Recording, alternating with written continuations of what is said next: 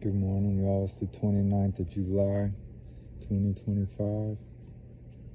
And I got my dad's shirt on. I got a hat. I was making some music videos earlier.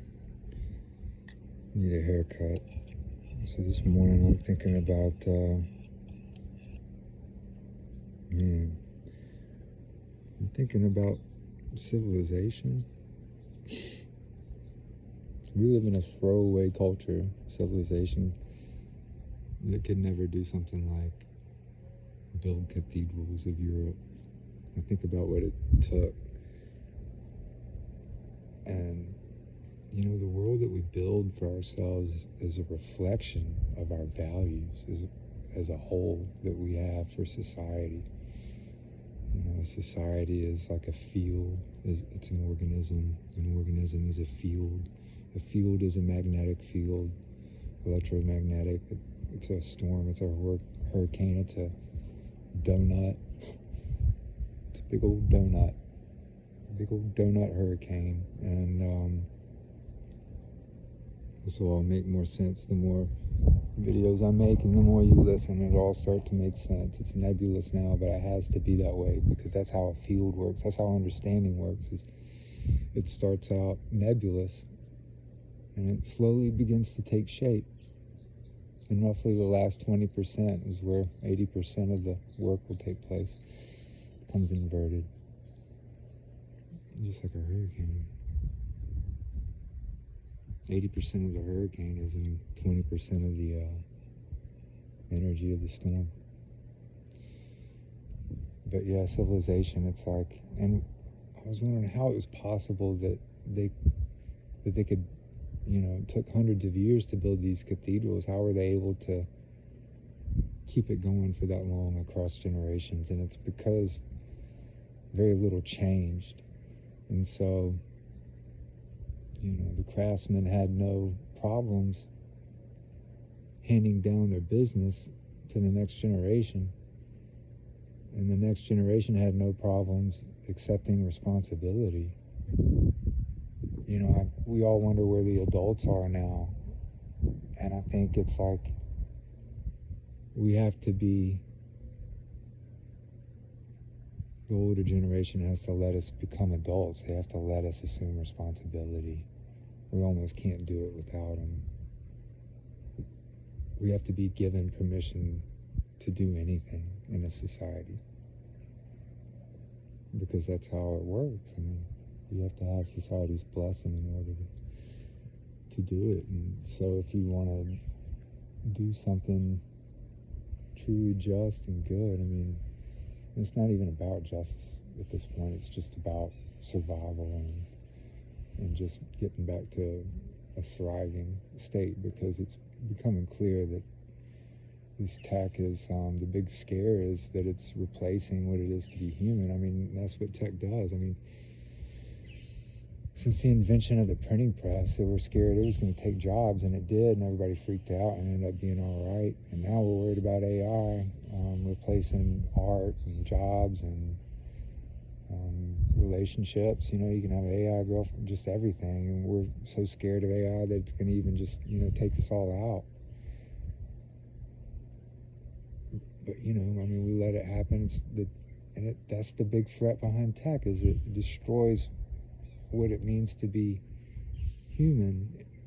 And how does it do that? What is it we love about tech so much? What does it do for us? It's convenience. It makes things more convenient. And what do they say about convenience? Is it's the enemy to freedom. So I guess freedom is like integral to the human experience.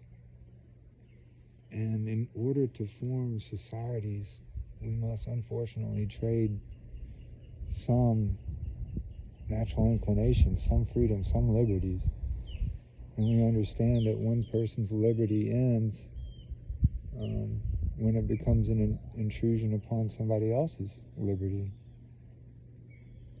But, and all those get redefined each generation, and the technology is changing the foundation of which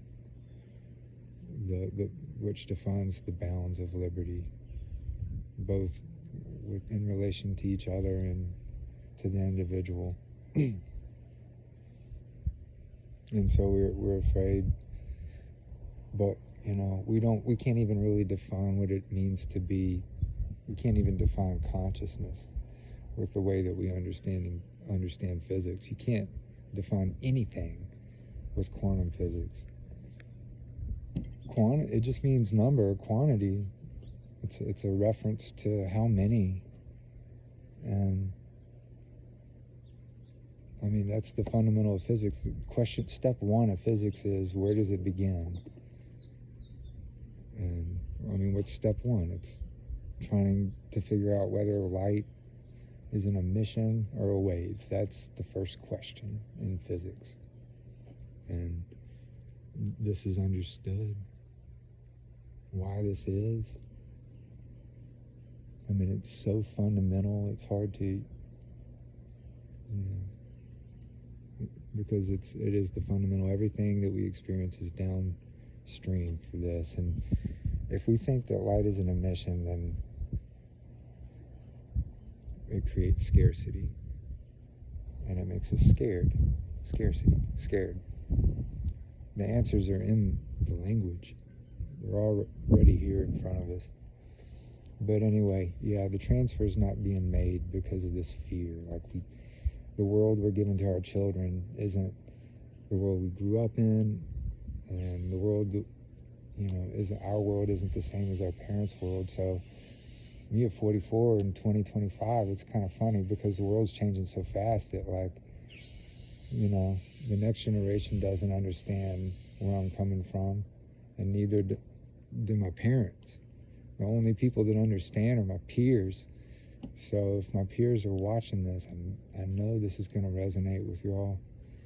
And so what we have to do is figure out how to get permission to be adults. And we can't ask for it if we don't recognize that that's what it takes. We're never going to please them. We're never going to measure up to their standards because we can't, because the environment, the world's changed. It's just, you can't do that anymore. We're never going to make the marks that they did in the physical world that way. That world is gone. And we're caught in limbo, I guess. But we're always caught in limbo. So I'm trying to get a beat on what's coming, and I think we're making a big mistake in fearing AI. We need to be afraid of our beliefs and the limits that we put on ourselves and our assumptions that we make, the things that we think are understood and aren't. Because if we realize the true fundamental, if we see the world the way Dr. T did, it takes a lot of the fear out. It makes forgiveness possible. It makes Christianity possible. And so I don't know how to, all we can do, just come from a place of love. Everything we have to do, that has to be the primary driver. It can't be, we can't do the things we do because if we don't, violence will happen to us. We'll be kicked out of our homes, or, we'll have to suffer the violence of poverty. And that can't be the primary motive. I mean, it's my primary motive, but I'm trying to start acting from a more place of love, because that's what moves me anyway. We think it's the fear anyway, but it's not. We just need to I want to be more consciously aware of what it is that's actually driving me instead of what I think it is, which is fear of lack. And our parents grew up in a world of scarcity.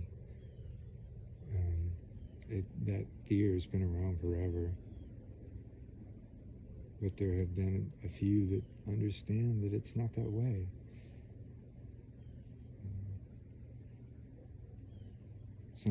Most of them happen to be very religious people. But unfortunately, most of them seem threatened by philosophy. All right, the sun's getting high. This isn't a threat. This is all inclusive. You don't have to give up religion and embrace philosophy. You can do both. And you don't have to fight your parents to get what you want, I don't think. I mean, They just need a lot of reassurance that that there's a valid path. And they need rescuing because they're all just like, well, it's going to shit. I don't have to be around to see it, thank God. And with that attitude, you could never build the cathedrals. And we need to, feudalism sucked, but at least they could build things beautifully, and there's freedom in that.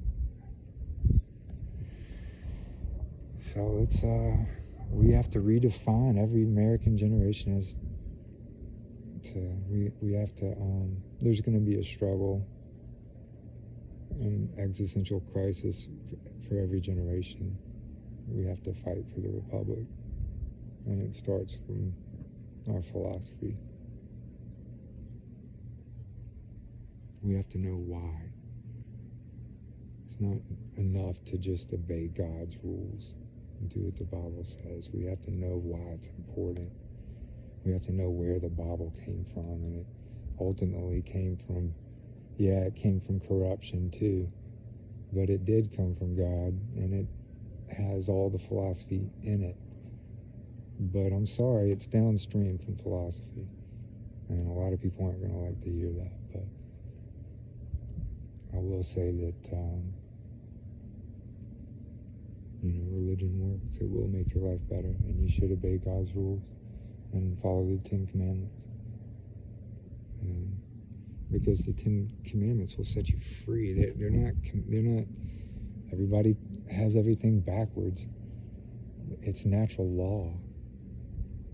So you got to get over yourselves. You're not the center of things. You're at the end of the chain. And that's good news. That should bring you relief.